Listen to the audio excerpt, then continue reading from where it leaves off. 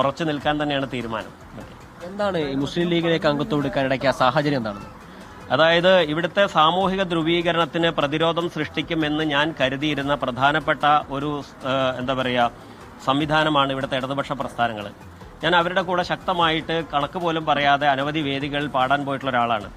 പക്ഷേ അവരും സംഘപരിവാറും ഒരേ തൂവൽ പക്ഷികളായിക്കൊണ്ട് വെള്ളാപ്പള്ളിയെ പോലുള്ള ആളുകളുടെ സമീപനങ്ങൾ പോലെ അനവധി ദുരന്തങ്ങൾ വിതയ്ക്കാൻ സാധ്യതയുള്ള പ്രസ്താവനകളും കുംഭമേളയോടനുബന്ധിച്ച് നടന്നിട്ടുള്ള പേടിപ്പെടുത്തുന്ന ചില സമീപനങ്ങളുമൊക്കെ എന്നെ വല്ലാണ്ട് ഭയപ്പെടുത്തുന്നുണ്ട്. ആസ് ആൻ ആർട്ടിസ്റ്റ്, ഒരു കലാകാരൻ എന്ന നിലയ്ക്ക് വല്ലാണ്ട് ഭയപ്പെടുത്തുന്നുണ്ട്. അപ്പോൾ തീർച്ചയായും ഞാൻ 10 വർഷങ്ങൾക്ക് മുമ്പേ പറഞ്ഞിട്ടുണ്ടായിരുന്നു, ഒരു രാഷ്ട്രീയ പ്രസ്ഥാനത്തിൽ ഞാൻ ചേർന്ന് പ്രവർത്തിക്കുകയാണെങ്കിൽ അത് ഇന്ത്യൻ യൂണിയൻ മുസ്ലിം ലീഗിലായിരിക്കുമെന്ന് പലതവണ ഞാൻ ഫേസ്ബുക്ക് പോസ്റ്റും മറ്റും ഇട്ടിട്ടുള്ളതാണ്.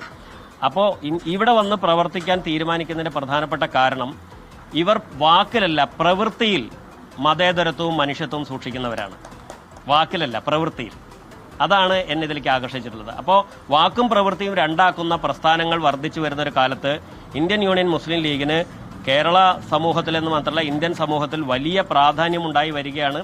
എന്നെപ്പോലെ അനവധി സഹോദരങ്ങൾ മറ്റ് മതവിശ്വാസികളോ ഈശ്വരവിശ്വാസികളോ ആയിട്ടുള്ള സമൂഹത്തിൽ നിന്നും അനവധി ആളുകൾ വരാൻ ഞാനൊരു കാരണമാവണം. കാരണം പുറത്തു നിൽക്കുമ്പോൾ നമ്മൾ വിചാരിക്കും ഇതൊരു മതസംഘടനയാണെന്ന് ആളുകൾ തെറ്റിദ്ധരിക്കുന്നത്. ആ തെറ്റിദ്ധാരണ തിരുത്തി കൊടുത്ത് ഇതിന്റെ കേരളീയ കലാരൂപത്തെ ക്ഷേത്ര മുതൽക്കെട്ടിന് പുറത്തേക്ക് കൊടുത്തിച്ച കേരളത്തിൽ രാമപൊതുവാളിന്റെ മകൻ